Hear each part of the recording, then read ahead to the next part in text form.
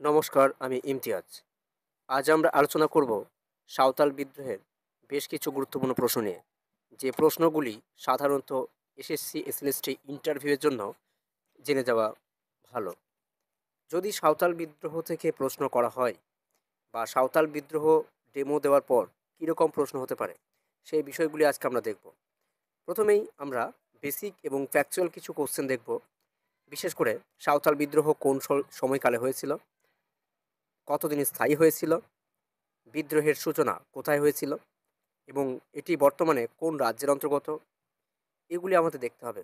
পাশাপাশি বিদ্রোহের প্রধান স্লোগান বা আহ্বান কী ছিল এবং বিদ্রোহের সময়কার গভর্নর জেনারেল কে ছিলেন, সাঁওতালদের প্রধান পেশা কী ছিল, সিধু কানু কার নেতৃত্বে বিদ্রোহ শুরু হয়েছিল এবং পাশাপাশি সাঁওতাল বিদ্রোহ দমনের জন্য ব্রিটিশ সরকার কী ব্যবস্থা নিয়েছিলেন। এটিকে বলা হচ্ছে সামরিক আইন। সাঁওতাল বিদ্রোহের পর কোন নতুন প্রশাসনিক ব্যবস্থা চালু হয়েছিল, সাঁওতাল বিদ্রোহে প্রায় কতজন সাঁওতাল নিহত হয়েছিলেন। এবার আমরা কিছু প্রশ্ন দেখব যেগুলো মূলত কারণ সম্পর্কিত, অর্থাৎ এই বিদ্রোহের কারণ সম্পর্কিত বেশ বেশ কিছু প্রশ্ন আমরা দেখব। বিশেষ করে দেখছি যে এর সামাজিক কারণ কী ছিল, অর্থনৈতিক কারণ কী ছিল এবং প্রশাসনিক কারণগুলি কী। এই কারণগুলি আমাদের জেনে যাওয়া উচিত বা জানতেই হবে। এছাড়াও ধর্মীয় কারণটা কী ছিল, যদি ধর্মীয় কারণ থাকে তাহলে কী সেটা সেটা আমরা দেখছি মূলত বাইরের যে ধর্মীয় প্রভাব ও মিশনারিদের যে হস্তক্ষেপ, সেটা কিন্তু তাদেরকে ক্ষোভ সৃষ্টি করছে।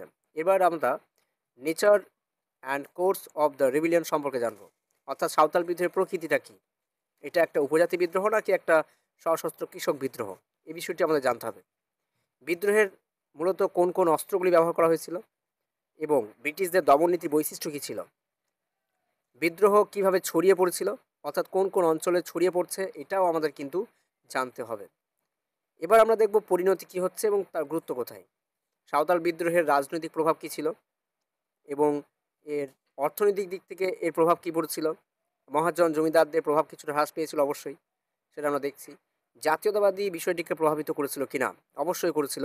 আমরা 2 বছর পরে দেখতে পাচ্ছি মহাবিদ্রোহ, এবং যার মহাবিদ্রোহের পূর্বাভাস বলে মনে করা হচ্ছে এই বিষয়টিকে। এবং সাঁওতাল বিদ্রোহকে ইতিহাসবিদরা কীভাবে ব্যাখ্যা করছেন, অনেকেই অনেক দৃষ্টিকোণ থেকে দেখার পর এটিকে অর্থনৈতিক জাতীয়তাবাদ বা অনেকে আবার এটিকে জাতীয় আন্দোলনের প্রাককালীন একটা ধাপ হিসাবেও দেখেছেন। এরপর আমরা দেখব বেশ কিছু অ্যানালিটিক্যাল কোশ্চেন। বিশেষ করে বলতে পারি সাঁওতাল বিদ্রোহের সঙ্গে মহাবিদ্রোহের পার্থক্যটা কোথায় ছিল, নেতৃত্ব, কারণ, পরিসর, অর্থাৎ স্থানীয় একটা সর্বভারতীয়, দুটি আলাদা আলাদা আমরা লক্ষ্য করতে পারছি।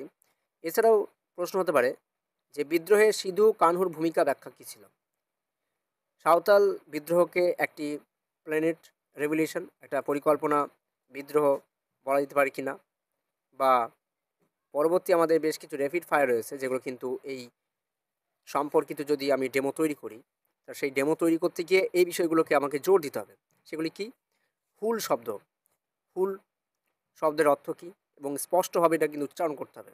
সাঁওতাল বিদ্রোহের নেতা কে ছিলেন, জানি আমরা যে 4 ভাই ছিলেন, কিন্তু 4 ভাইয়ের মধ্যে প্রথম সারির প্রধান দিকে সিধু কানু নামটাই আমরা বেশি করে স্পষ্ট করে উচ্চারণ করব।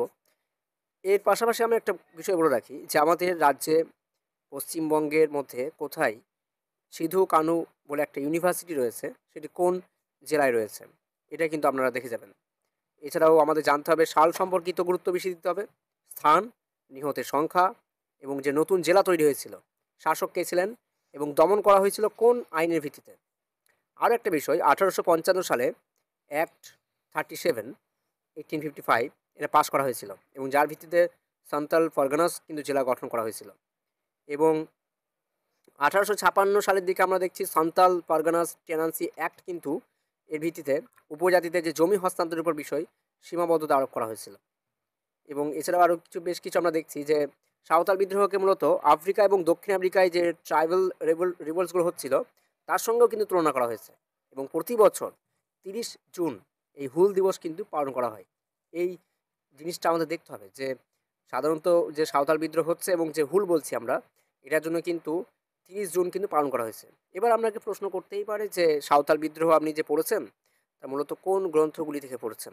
তার মধ্যে একটা সবথেকে ভালো গ্রন্থ আমরা দেখছি কিঙ্কর দত্তের লেখা, কে দত্তর লেখা, যে এই বইটা সম্পর্কে কিন্তু আমাদের কিন্তু জানতে হবে। দ্য সান্তাল ইনসার্কশনস অফ 1885 টু 1857, যে এই বইটাতে মূলত যে ব্যাপারটা এখানে আমরা পাচ্ছি সেটা হচ্ছে যে একটা বিস্তারিত ঐতিহাসিক বিশ্লেষণ এই গ্রন্থের মধ্যে আছে এবং সমস্ত দিকটা তুলে ধরা হয়েছে। সামাজিক, অর্থনৈতিক, তার পটভূমিটা কেমন ছিল, কিভাবে তারা বিরক্ত বোধ করছে, সেই বিরক্ত বোধ থেকে একটা সাঁওতাল বিদ্রোহের জন্ম হচ্ছে সেই সম্পর্কিত এখানে লেখা হয়েছে। দমন নীতি কীভাবে করা হয়েছে, অর্থাৎ এটা একটা ক্লাসিক একটা গ্রন্থ। তা এই বইটি সম্পর্কে আমাদের কিন্তু জেনে যেতে হবে। আরেকটা বই রয়েছে, সেটা হচ্ছে সাঁওতাল হুল এই নামে।